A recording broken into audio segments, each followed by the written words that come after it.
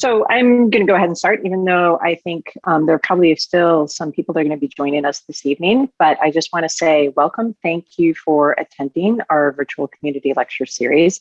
We're always really grateful to the community for participating and very much to our speakers for participating as well. I'll come to introducing them in just a moment. Perfect. First, I want to say a word of thanks to some particular people from the Stem Cell Research Center, but also from UCI Media. Brian Cummings, who is the director of our community outreach program, Judy Beck, who is director for our communications program at the Stem Cell Research Center, and also Will Alvarez and Kyle Good, who are just really phenomenally supportive from UCI Media in terms of not just this program, but when we're able to do our in-person program pre-COVID and hopefully coming back again in the fall. So most of you know, many of you will know that our program within the Sewinville Gross Stem Cell Research Center is really built around the three pillars of the College of Health Sciences: Discover, Teach, and Heal. Our idea is to conduct groundbreaking basic science, preclinical, and translational research that is going to move things out of the bench and to the bedside, to teach, educate undergraduate, graduate medical students, and future scientists that will work not just in academia, but at high schools, at colleges, at universities, at companies all over California, in fact, all over the nation. And really, ultimately, our vision is to drive regenerative medicine therapies from the discovery stage into actual clinical treatments and therapy delivery. And that is our goal and our mission. We have over 63 faculty that are distributed across 6 schools at the University of California, Irvine. And this is a really wonderful example of how broad and interdisciplinary our program really is. Tonight, one of our speakers happens to be a SEED Award recipient. And so I thought I would just say a couple of words of that. One of the ways that we participate in this enterprise, we try and drive translational research forward and move research that's from the discovery stage on into clinical therapies, is with the SEED grant program. This has been very successful over the last 5 years or so here. We've raised about $450,000 of SEED funding, but really pivotally, that has translated into additional funding of almost $12 million. So about a 25-fold return on investment from our SEED grant program into new federally funded or foundation funded research programs that are based here at UCI. And I thought it would be important to highlight that because, of course, one of the things that we get asked and something that we like to convey to the community in answer is, how can I help? And you can participate. You can sign up for our e-newsletter, follow us on Facebook, visit our website, watch more of these videos, which are all archived there. But also importantly, you can make a gift. While research is a very critical aspect of what we do here at the university, a very small percentage of philanthropic donations nationally go towards basic science and translational science research every year. And so we need your help. With that, you are here at the Sewinville Gross Stem Cell Research Center Virtual Community Lecture Series. Again, we're really pleased to have so many people from the community continue to participate, although we very much miss seeing you in person, and we're looking forward to having that opportunity coming up soon. Today, our topic theme is stem cell insights into epilepsy, seizures in a Petri dish. Our speakers are going to be Jacqueline and Diane O'Dowd. I'll come back and introduce them in just a moment. But before I do that, I want to highlight that on April 20th, we have a special presentation. In pre-COVID times, we would normally be having our stem cell science symposium, actually a couple of months ago, but we had delayed as long as possible, hoping to be in person. And at the end of that, our keynote speaker always gives an evening public lecture. These have been really phenomenal events that we've hosted at the Beckman Center on campus here. We're very sorry not to be able to do that again this year, but we are going to have a virtual lecture in the evening from our keynote speaker, Lorenz Studer. And he will be speaking about his work developing induced pluripotent cells for therapies for Parkinson's disease and other neurological disorders. He is an outstanding speaker, a highly respected scientist, and he's going to give a wonderful community lecture. So I hope you all will look ahead to April 20th and joining us then. For the moment, though, I want to introduce our two speakers just briefly. First, Jack Lin, who is a professor of clinical neurology and director of the UCI Comprehensive Epilepsy Center. He is a member of the Department of Neurology, a professor of biomedical engineering, a professor in the Department of Anatomy and Neurobiology, and the vice chair for research in the Department of Neurology. It is too much to list all of the awards and honors that he's accumulated, so I've highlighted just a few here. He's a fellow for the American Epilepsy Society, Orange County Physician of Excellence Award in 2018, a rising star in epilepsy, selected by the editorial board of the Journal of Epilepsy, and he's received a number of other awards, including the Stanley Vandernoort Award for Junior Faculty Research and the Fritz Dreyfus Award, National EpiFellows Foundation.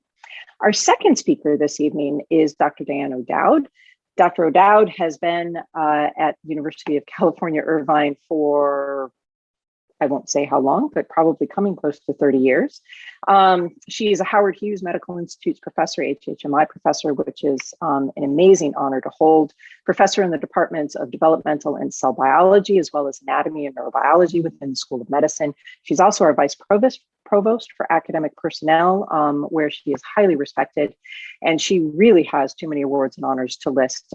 So I've just noted a few of them here. Many of these revolve around her excellence in teaching and her stewardship and leadership on campus, for example, the 2014 Chancellor's Living Our Values Award. With that, I just want to highlight a couple of words on format for how things will work this evening. We'll have our speaker presentations. Dr. Lin will start, followed by Dr. O'Dowd.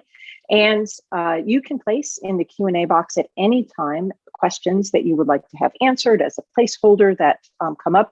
We will answer them in real time, or the speakers will, if we can. Otherwise, I'll be collating those, and we'll have a Q&A session at the end where I will ask those questions on your behalf. You can continue to ask questions at any time. Please understand if I don't ask your exact question, I may be trying to wrap it together with a couple of others that we received, but we'll make sure that you have time to be able to ask your questions and get them answered. With that, Dr. Lin, I'd like to invite you to start your video. I will mute and stop my presentation, and we'll be ready to go ahead with our themed speakers. So it is such a wonderful honor to speak tonight with everyone, and thank you for joining us this evening. So this is a bit of an interesting topic, and hopefully I can tell you two stories about, one about a human and one about a sea lion, and how both of them teach us about how to treat people with very difficult to treat epilepsy. So first, I'd just like to highlight the fact that epilepsy is one of the most common neurological disorders. In fact, it is the fourth most common neurological disorder behind migraine, stroke, Alzheimer's disease. Over 150,000 new cases are diagnosed each year in the United States. And right now, we have 3 million people in the United States that have active epilepsy. So this is really, a lot of people are suffering from this neurological disorder. And I have devoted much part of my life in helping people with these very, very difficult to treat epilepsy, because, you know, it's such a common problem. You can see that other people are also very passionate, people in public like you. This is a photo taken from November when it's Epilepsy Day, and you can see we are all coming together to fight for research dollars and new methods and new treatment for people with epilepsy. Certainly, current treatment with epilepsy is still not optimal. So why is that? Well, let's look at the most common way that we treat people with epilepsy. This was a study that was a pretty important study that was done in 2000 by Patrick Kwan and Martin Brody, and this was published in the New England Journal of Medicine. And they asked a very simple question: how many medications do you have?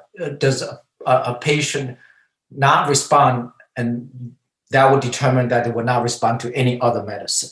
So what are the chances a patient will respond to one medicine, the first medicine? And that number is 47%. Now, if that medicine doesn't work to control that person's seizure, then what is the chance that a second medicine will control the seizure? And that's about 13%. And then well, we have so many medicines, so how many medicine do we need to try? And it turned out that one more medicine will give that additional 4% chance of making somebody seizure free, either that medicine or combination of those medicines they've tried. That leaves roughly 1/3 of the people with what we call drug-resistant epilepsy, that they don't respond to medicine. So the good news is that 2/3 of the people will respond to medicine who have epilepsy and become seizure-free, but then 1/3 will not. And so, you got people in the public may ask, wait a minute, Dr. Lin, I hear so many commercials on TV and there's so many new medicine and they all say they do so much more. So this is in 2000, this is more than, several decades ago. What's going on now? So this is sort of what's going on now. So when you look at all these new medicine that's been approved by the FDA, what happens if you look at this graph that in the 80s, most people are being treated with some of the older generation medicines such as carbamazepine, valproic acid, and phenytoin or dilantin.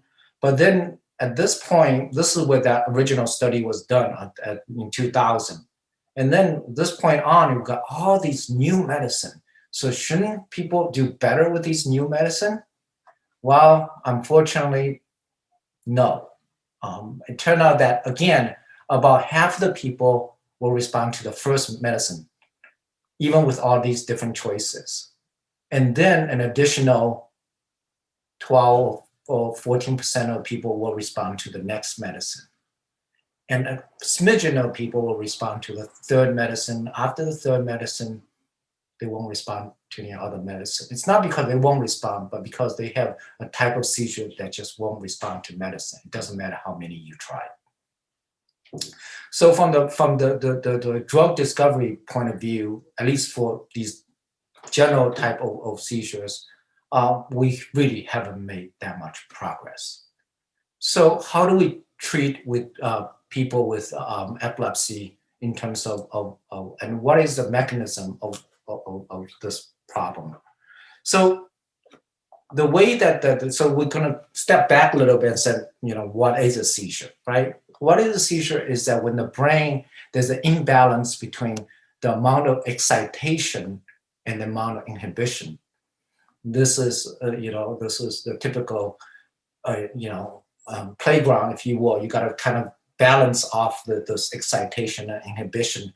And there are many channels and neuronal activities in the brain that allows the cells to fire, and the firing of these cells create excitation. But then too much firing of that cell, you need to sort of dampen down the electrical activity, and that is balanced out by inhibitory neurons. And one of the ways that seizure happens is when you have a loss of inhibitory neurons, making the brain too excitable. So when the brain is too excitable, then what happens is that seizure or electrical storm is created. So one of the ways to balance this overexcitation is give people medicine to reduce that excitation and balance this system out. But unfortunately, that sometimes doesn't work, as I've shown you. So what do we do next? Well, the most effective way when medicine don't work, people are not responding to medicine is using surgery. And so this is my little analogy of a scalpel. And we do, physically remove area of the seizure, such as over here, this patient had a temporal lobe surgery to stop the seizures. Or now we can have laser ablation where we put a laser probe in the brain to get rid of this area.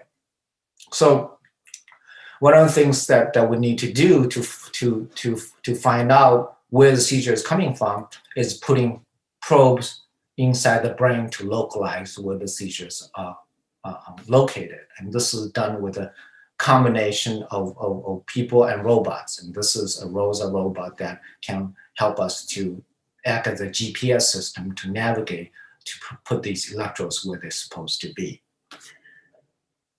So I'm going to tell you a little story about Jasmine. And Jasmine I have permission to show her video as well as her story. She has been in a number of media outlets such as the LA Times and some of the TV news broadcasts as well. So she's well aware of this, but she's really a remarkable woman, and her story is extremely touching. She's a 25-year-old teacher with recurrent seizures since the age of 8. And almost all of her seizures occur when she's asleep. And during the seizure, she'll raise her arm like a ballerina. Here's a little picture of the Goss dancer. So she makes this posture, and I'll show you that in a video in a second. And she'll have almost every night, she'll have multiple seizures. And when she saw me, she tried 5 other seizure medications without success. And she was already on 3, and these medications were making her drowsy and groggy. But she is somebody who has the most difficult to treat type of seizures, because not only is she not responding to medicine, but when we look at her brain scan, there's no abnormality. And when you look at the brain waves recorded from the surface of the brain, there was no clear abnormality. But so here is her seizure. Here's Jasmine's seizure.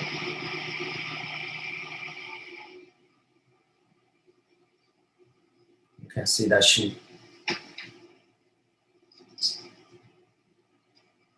so that fairly subtle seizure, she'll raise her arm and extends the other one, such what I call a ballerina pose. And if she was awake, she in fact would make a little circle turn. So these are very disabling to her, and she cannot drive. To her, she's never had a good night of sleep since the age of 8. So what we did was we put these probes, as I told you earlier, into the brain to find out where the seizure is coming from. And luckily, we were able to localize where the seizure is coming from. And then we pinpointed with a more precise localization with these grid electrodes over the surface and mapped this area. And at the end, we took out this part of the brain right over here in her frontal lobe. And this is about 3 centimeters worth of the brain. Now, the good news is that this is Jasmine, and she's done extremely well. This is me, and that's Dr. Frank Su, who performed the surgery. And she now is able to sleep peacefully, and she actually, now has assumed a full-time job as a teacher. So Jasmine is extremely lucky, and she was able to do this, but not, this type of surgery only render about half of the people seizure-free. So the success of this type of surgery is only 50%. So how can we do better? Well, one of the things maybe is to rescue these cells rather than take the cells out. So we talked about before this lack of balance between inhibition and excitation. And some of the work that's coming from my colleague Bobby Hunt's lab, and before that when he was at UCSF with Scott Barabon, is that they are able to transplant stem cells into the hippocampus, one of the most active area for seizures. And these green dot represents progenitor stem cells that are able to spread and then live in these areas, and these are inhibitory stem cells, so that the balance of inhibition and excitation can be restored. So here comes CRONET. CRONET gives us the hope that maybe in the future we can restore people's brain with stem cells. So CRONET, you can look up CRONET, he's in New York Times now, as a wonderful story, but he's a 7-year-old sea lion. In November 2017, all of a sudden, he walked into a parking lot in San Luis Obispo. And then later on, they actually tagged the sea lion, released it. And later on, he walked into a residence, climbed onto a porch table, and it was really, people think that this is kind of, comical, but in fact, these sea lions are very confused. And then in Ocean Beach in San Francisco, the sea lion was so confused and walking toward people that people were feeding the sea lions burritos. And then Six Flags at the time was able to rescue the sea lion, but this sea lion started having just overt grand mal seizures. and they give the sea lion medicine that you'll give to humans, such as phenobarbital and Valium, but the sea lion wasn't responding.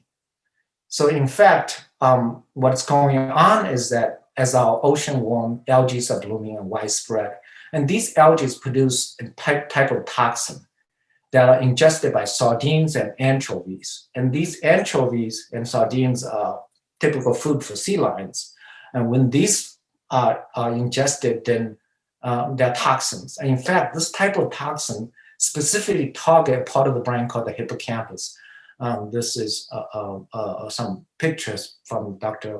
Paul Buckmaster's work showing the fact that there is these areas of sclerotic hippocampus with loss of neurons in these brain regions. This hippocampal sclerosis is the most common type of epilepsy that is become refractory to drugs, and the most common type of surgery that we do for people with drug-resistant epilepsy. So in fact, a team from UCSF performed stem cell transplant from pigs into the hippocampus.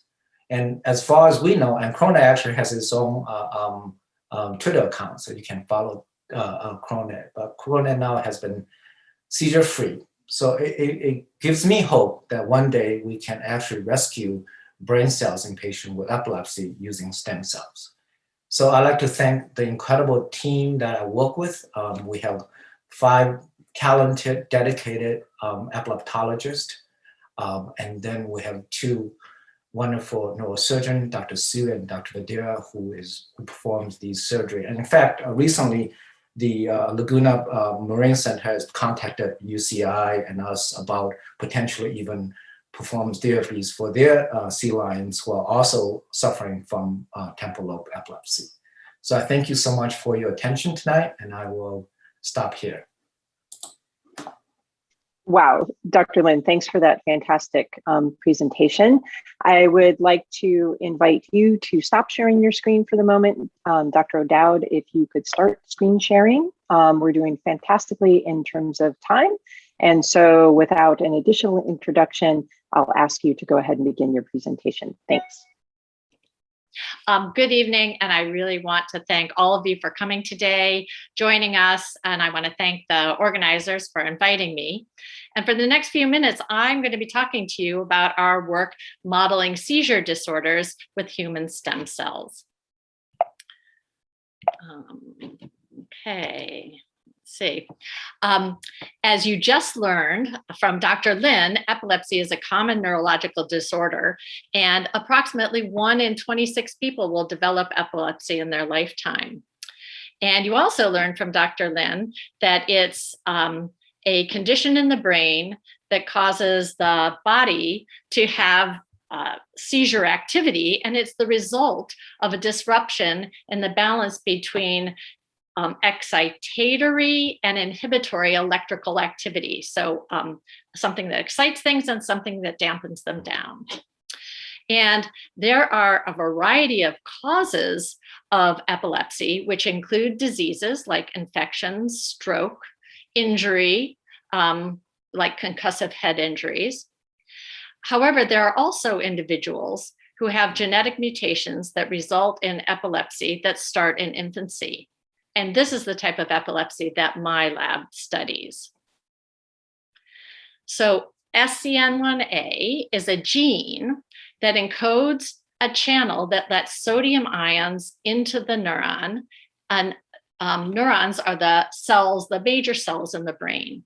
So this cartoon illustrates with the yellow material, the membrane of a cell, and the blue structure is to illustrate a sodium channel that allows ions to flow from the outside of the cell to the inside of the cell. And these are positively charged molecules, so they are creating the electrical activity in the cell.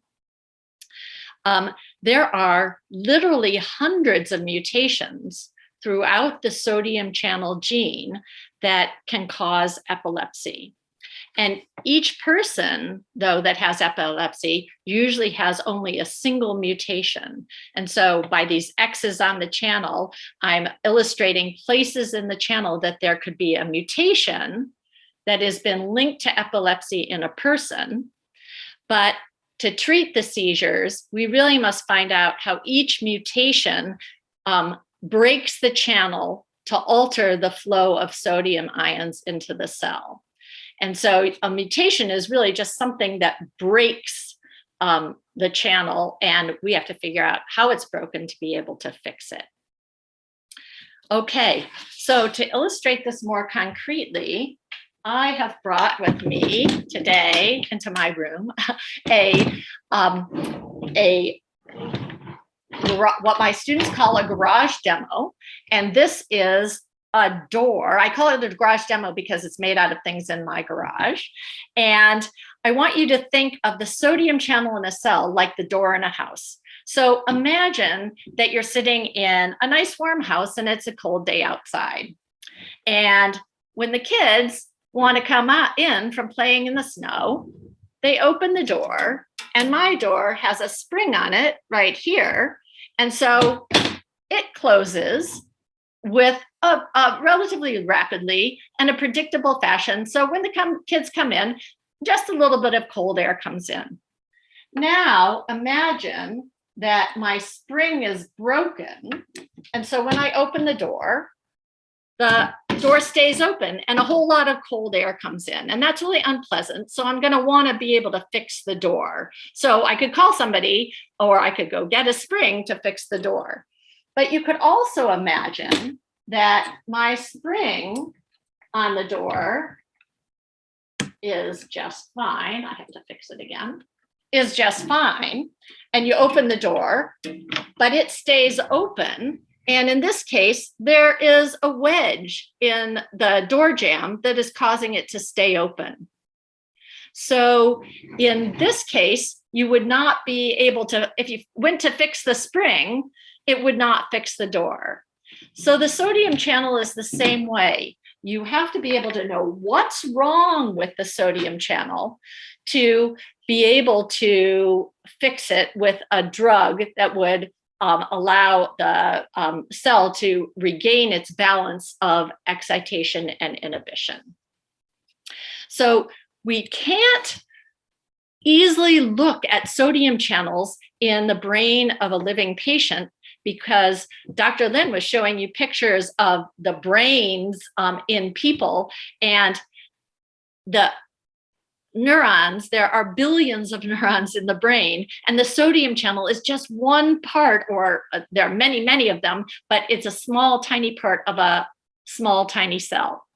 So to solve this problem, what we've been doing is to make neurons from patients with sodium channel mutations. And so in this slide, what I have shown is a cartoon boy. And we take a biopsy from the arm and are able to obtain skin cells. These skin cells can then be reprogrammed so they form stem cells. So they're basically de-differentiated. They're no longer skin cells. And then using particular factors, you can turn these stem cells into a whole variety of other cell types. We use a cocktail that turns them into neurons that have cell bodies and axons, and they communicate with each other. Okay, we can then use a small glass microelectrode to record from these individual neurons. And when they're stimulated, it causes the sodium channels to open. And here is a trace that shows the charge transfer when these positively charged ions go from the outside of the cell to the inside of the cell. And basically, they're going into the cell through the open sodium channel door. So the door is opening right here, and it opens for a little while, and then it shuts on itself. It basically has like a spring. Okay, so how we are thinking about this is, let's say we have a mutation in a sodium channel that partially blocks the channel when it opens. So when we record the charge that goes across the membrane, you can see that less charge went across the membrane when the channel opened because these traces are smaller than these traces. And in this case, this partial blockade causes less sodium to go through the cell through this broken door. Okay, or we could have another patient where in fact there was a mutation that caused the channel to stay open longer than it normally would. And so then when you recorded the traces associated with opening the channels, what you would see is much more sodium ions, or many more sodium ions coming in compared to the unbroken channel. Okay, to start our studies looking at how specific mutations break sodium channels, we started with a large family that had been diagnosed with epilepsy in many of its of the individuals. So you can see the starting couple does not have epilepsy because that's indicated by the open symbols. And in fact, epilepsy doesn't show up in the first generation, but it does show up robustly in the second and later generations. And that's indicated by every symbol that is dark. That's an individual that has epilepsy. This was a very large family, and these doctors were able to sequence the genome of many of the individuals that did not have epilepsy, as well as many of those that did have epilepsy. And what they found was there was a single mistake in the sodium channel gene in every relative that had epilepsy, and that mistake was not in the relatives that did not have epilepsy. So that's a really good indication that this mutation is causing this epilepsy, but we don't know how it's doing it.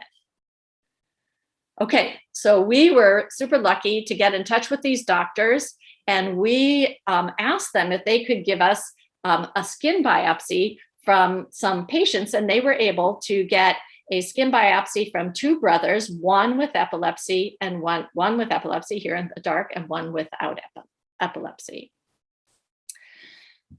The next step in this then was to take the cells from the unaffected brother, we reprogrammed them, made them into stem cells, and we took cells from the brother with epilepsy, and we also reprogrammed and made them into cells. So now we have two cell lines, one without the epilepsy mutation and one with the epilepsy mutation. And we did two other steps.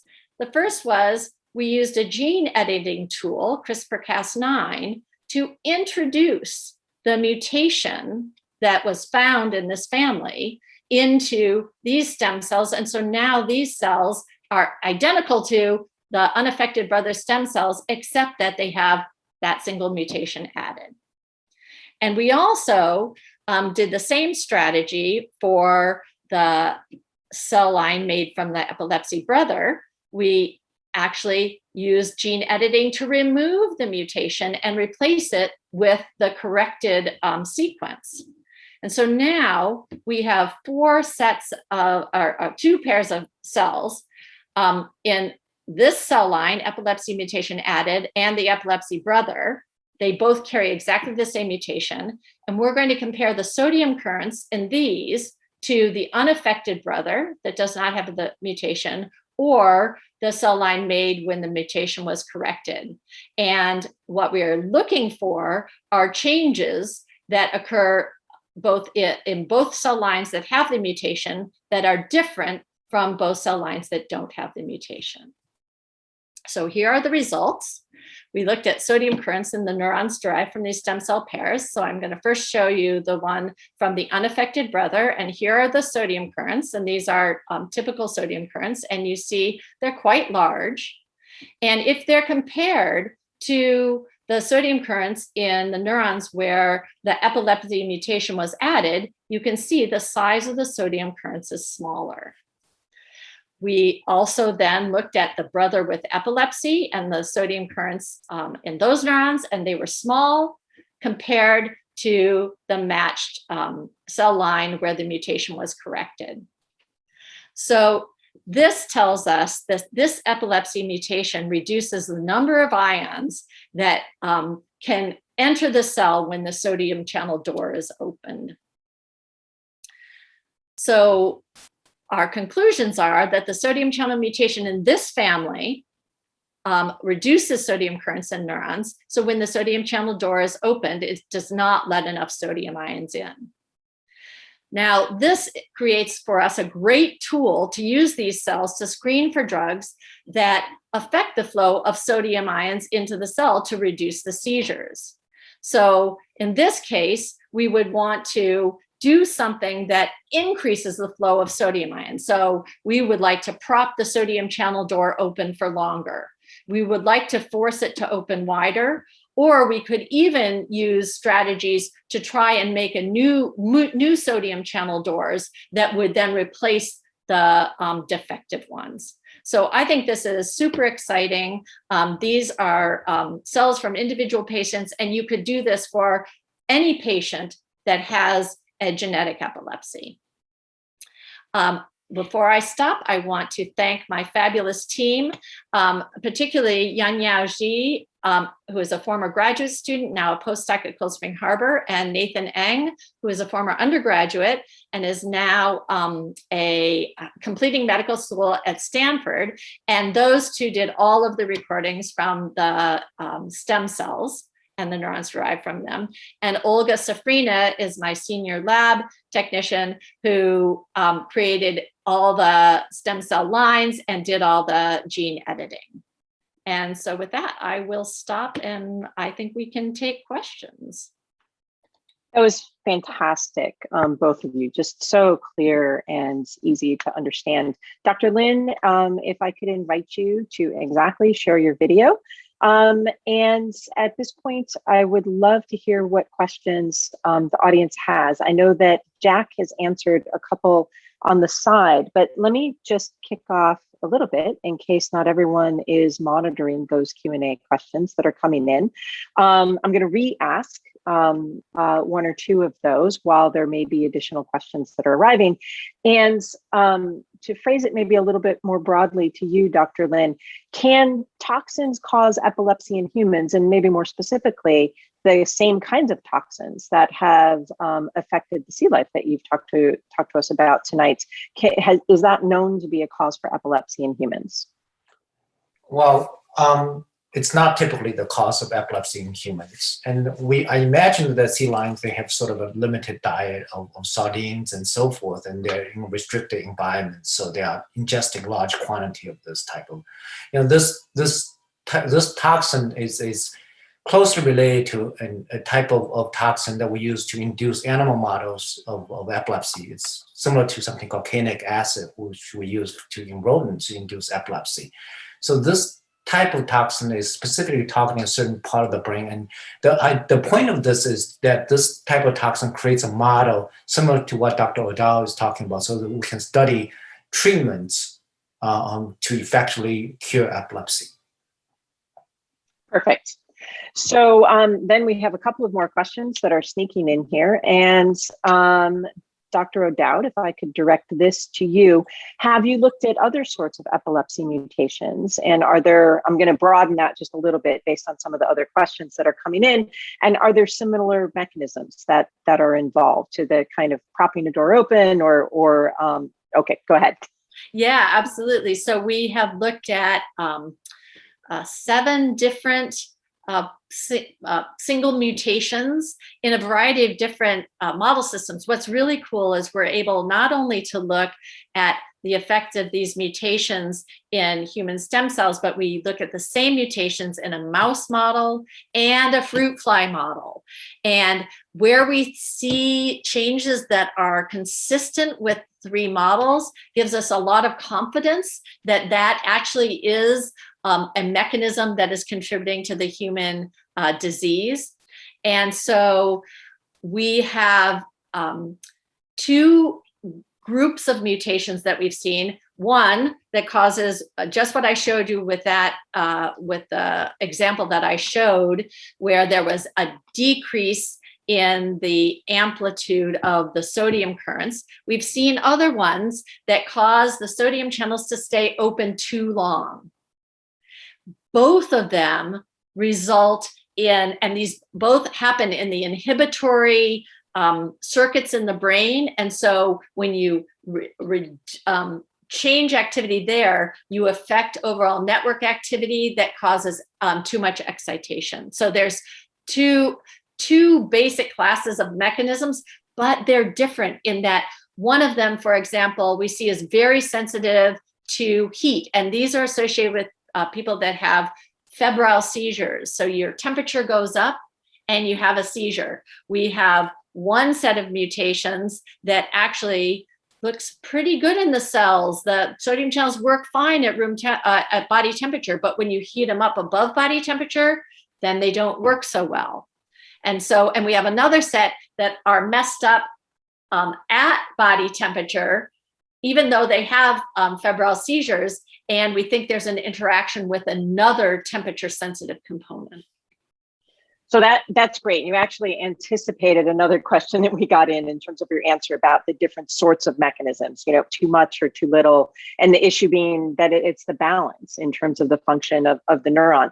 So let me just take and twist that a little bit. And Dr. Lin, come back to you, because in your presentation from the clinical side, you mentioned the challenge of identifying treatments and trying many different sorts of drugs for individuals to trying to get to something that's going to give some relief. And I wonder if maybe you just want to comment on idiopathic seizures or idiopathic epilepsy when we don't know what the genetic mutation is and what's going on with the balance of the neuron, and how do you progress through that to think about trying to restore the inhibitory and excitatory balance in a way that's going to be meaningful for your patients?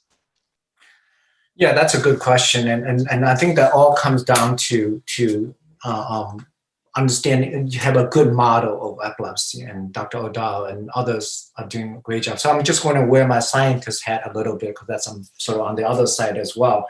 And the idea is that the current model of epilepsy is insufficient to model the human epilepsy. For once, human, we have spontaneous seizures, and these are sort of induced seizures. And human epilepsy is a chronic condition, while a lot of the models of epilepsy are acute conditions.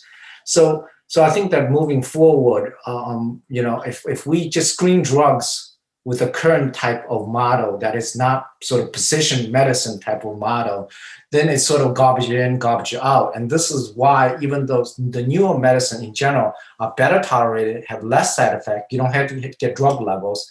On the other hand, the efficacy has not changed over 30, 40 years, right? So I think we have a perfect follow-on question from that's come in also from the audience. And that's, could you use the kinds of technology that Dr. O'Dowd is talking about to move towards precision medicine, right? To do screening that's in an induced pluripotent stem cell that's been generated from patients, so that you're targeting in a patient-specific way and understanding mechanism better at the outset.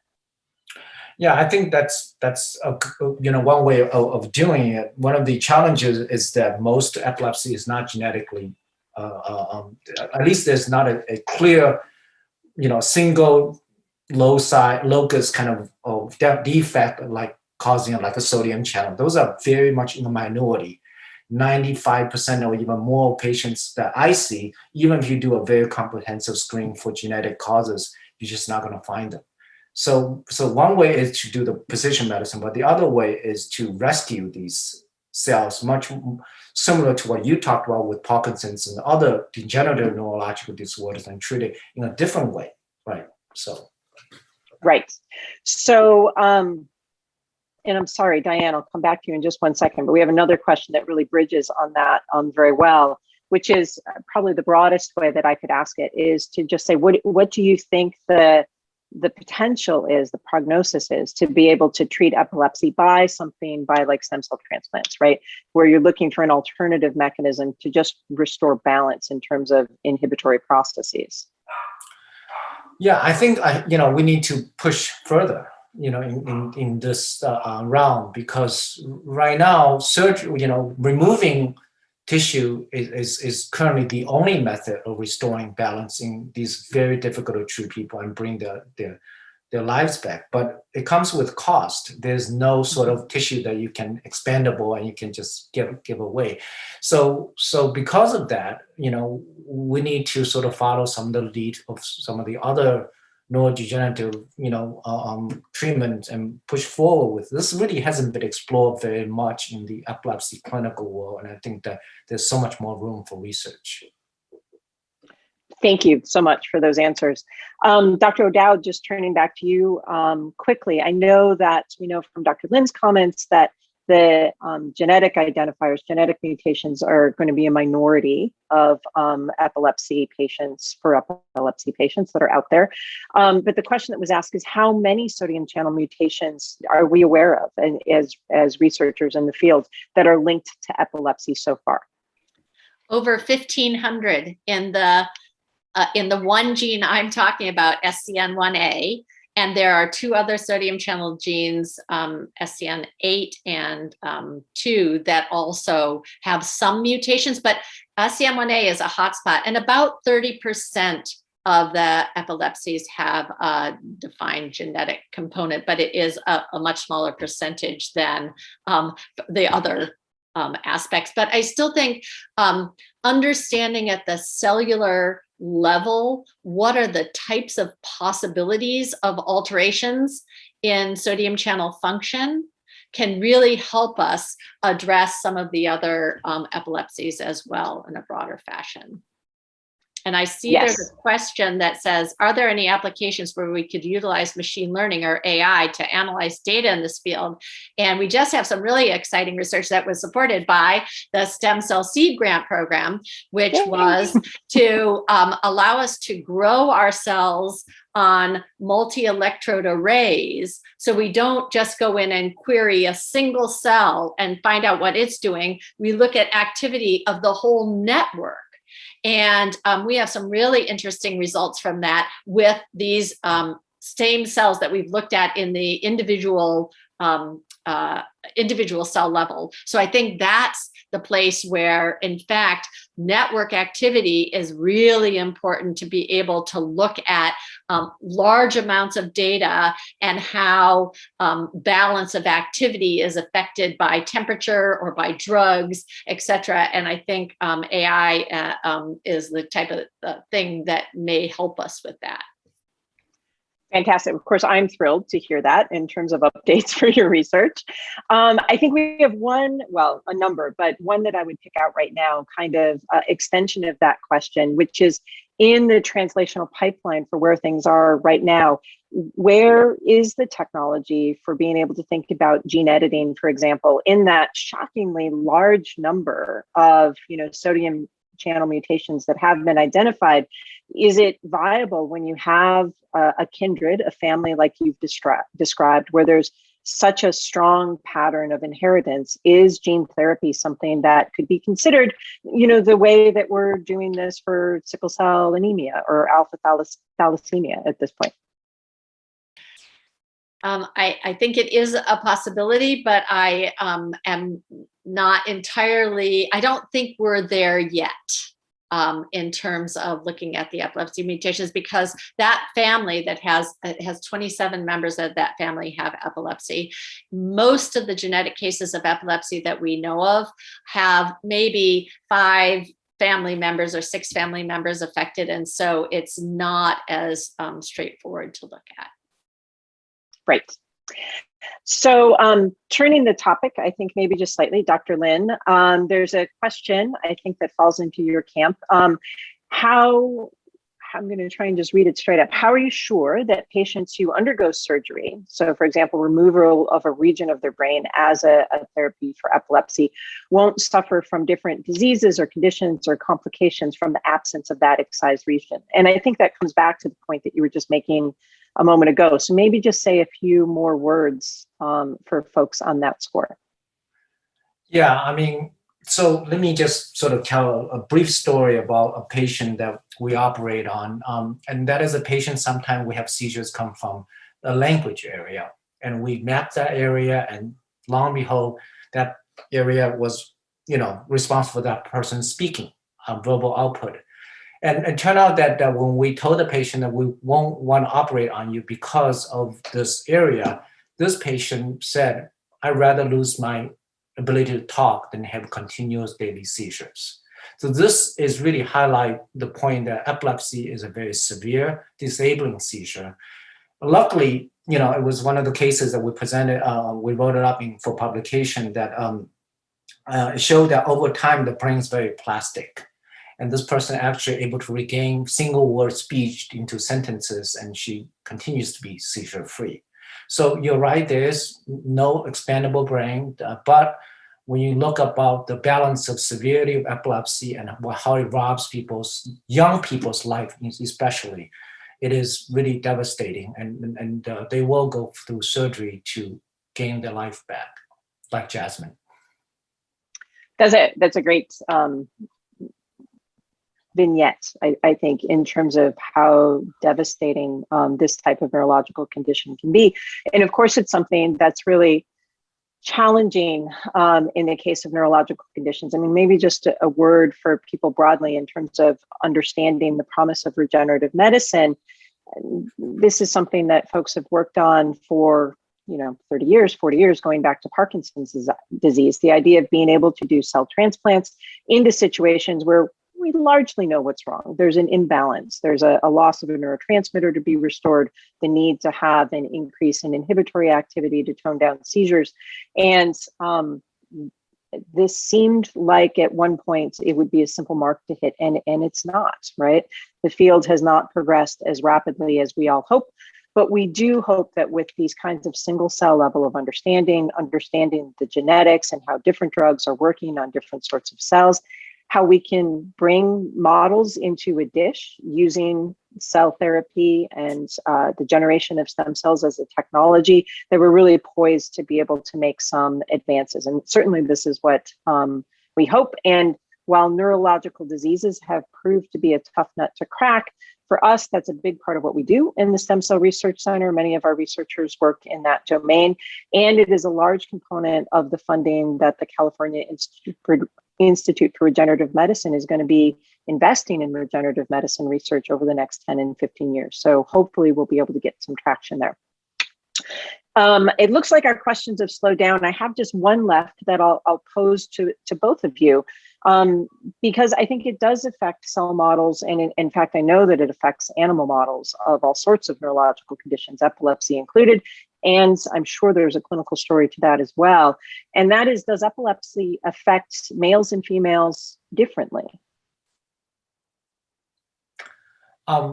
So I'll quickly say that there are types of epilepsy that certainly there's a big interaction between hormones and epilepsy.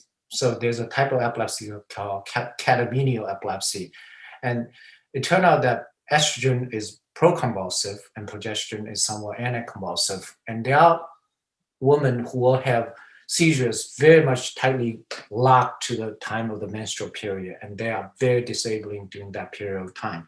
And so, so unfortunately, therapy for hormone to control these seizures haven't been successful. And so maybe the story is even more complicated than just the hormone story.